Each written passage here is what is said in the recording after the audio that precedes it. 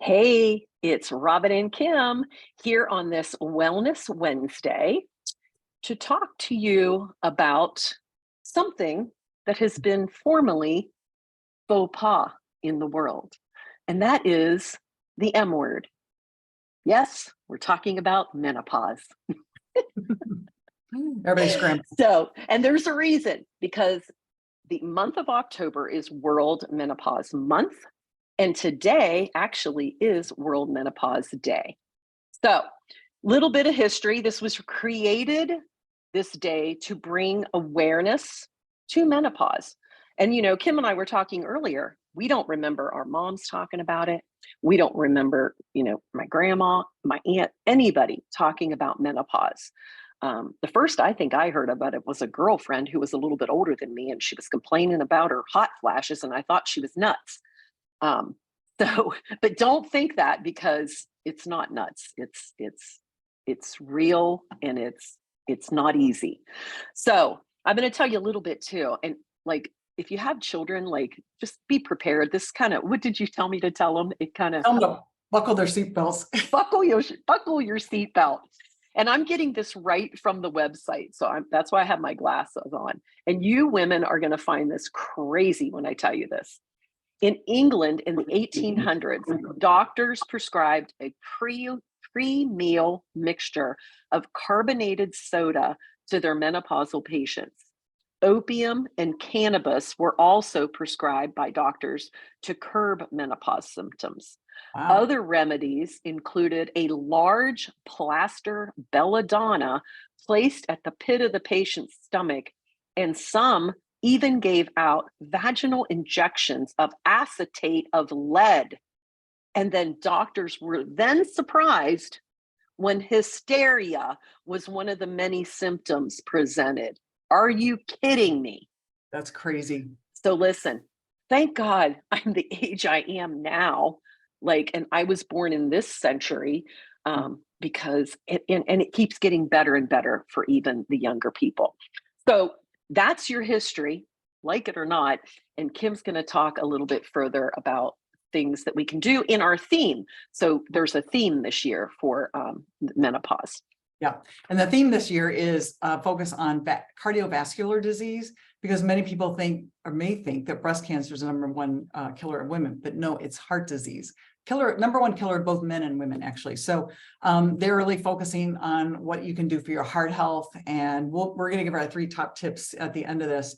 But one thing I was reminded of, and Robin, I don't know if you've seen this, the Menopause, the musical. Remember when that came out around? Oh, I have not seen it, but I've heard of it. It was like a long time ago. I think when we first moved here to Cincinnati, I saw it with some friends. I want to say it was like 10 or 12 years ago. I saw it here. It came to Cincinnati, and it was hilarious. They need to revive it and bring it back. Yeah.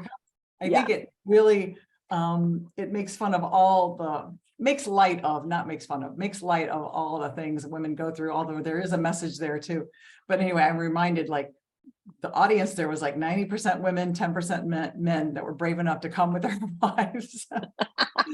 That's funny. That's funny. Yeah. So an interesting thing though about menopause, if you think about it, we live a third of our lives in postmenopause. We have our first chapter, then we have our second chapter, and then our third chapter. And, the last third part is where we, that's a big chunk of our life as well. Yeah. So of course we want to feel as best we can.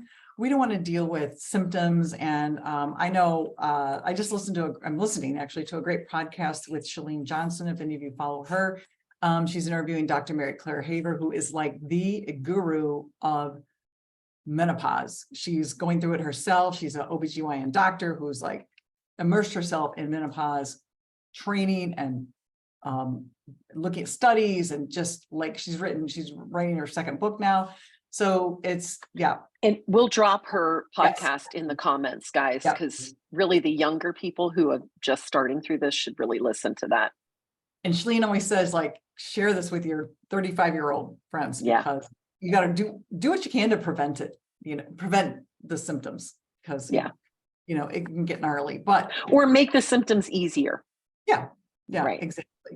So I'm going to give my top 3 tips on what you can do. And of course, I'm going to talk about nutrition. And I would say eat it low, don't follow whatever you're doing now. Make sure it's low glycemic food. It's a low glycemic lifestyle, meaning foods that aren't going to spike your blood sugar.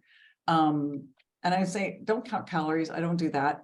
But be protein forward and eat low glycemic. And so those two things are really huge. Oh, and fiber. I'll throw fiber in there as well. Because fiber is Absolutely. yeah, protein, fiber, low glycemic. And then the second thing I would say is strength training, because strength training builds muscles. It helps you not become frail, helps with your metabolism, helps with your bone density. I cannot say enough about strength training for the rest of your life. Start now. It's never too late to start. And number 3, I would say focus on sleep, because sleep is so, it's like giving your brain a bath at night. Your brain can calm down. And sleep, if you need to, prioritizing sleep, whatever you have to do to make it happen, do it. That's what I've been doing. And be very protective about getting at least 7 hours of sleep a night. So I would say those are my top 3 tips. So Robin, those are And like, I love the sleep one, because if you don't have your, like, if mom ain't happy, no one's happy. ain't And when nobody you happy. don't have your sleep, it affects everything. And I'm going to tell you, like, I had severe hot flashes, like Mhm. multiple, and I know my sleep was off. It affects, no sleep affects those hot flashes and makes them come like full strength and harder. Yeah, Exercising, you did say exercising, right? it's a Did you strength say training. exercise? Strength training. Yeah. So exercising, strength training, walking, movement, getting out for sure will help you get through it a lot easier. Many studies have been done about that too. So if you're sedentary, it's going to be worse. It's going to be worse. Yeah. But I love those top 3 tips for sure. So my top 3 tips are just a little different. I'm more on the emotional side because, listen, it does things physically to you, but it also does things really emotionally to you. If you think, uh, what is it called? See, now I can't even remember. Before your menstruation, what is it called that Uh, people have? oh, The crankiness and I know. Oh my gosh, it's been so long. anyway, if I you can't think think of the that name. was bad, I can't remember what it's called. Anyway, if you think that's bad, it's worse. It is. It's like it's tough. The peri, going through it, the Mm, after is better for sure. And so that leads me to my first tip is look at it as a new journey, mm, not the ending of an old journey. And so many times I think people are like, oh my God, my life is over. I'm blah, blah, blah. I feel like a part of me is gone. It's not. Celebrate. And that leads to the second tip. Listen to your older friends. I'm telling you, I thought my older friends, like I told you, were half cracked and nuts and telling me these things. And I'm like, this cannot be this bad. Listen to them. They can give you tips and they can help, right? And then the other thing is ask for support. mm. If you do not have a supportive spouse, get a supportive friend. If your children are not supportive, sit down with your spouse and your children and say, look, this is serious, because it is serious. Mm. It affects physically and mentally. Get their support and say, listen, if mom ain't happy, nobody's happy. And I need your Right. support to help me get through this. So that's my top tips. Okay. More on the emotional side, but Yeah. No, everything that Kim said too. So those are great. Those are yeah. great. And, I feel like our life isn't over. I feel like what you said, I love that. Like this is the third act and it's a new journey and embracing it because, you can do what you want and kind of more say what you want, but you just have that maturity, you have that experience. And I don't mean saying what you want in a bad way or what No, I just but mean being more assertive or being vocal of how you feel. well, Um, and I think the thing of it too, we're so worried about what other people think when we're younger. I mean, this is true for me. I was yeah. so worried Hey, about looking right, saying the right thing, doing the right thing. And yeah. I looked at Greg the other day and it was so funny. And it felt like this big, like heavy weight was lifted off my shoulders because he said, well, what about this? And I go, you know what I think anymore? Who cares? I said it just like that. Like, Yes. who cares? Like, Yeah, I don't care. It's just not that important anymore. The right, things right. that you feel are so important, they're Mhm. not.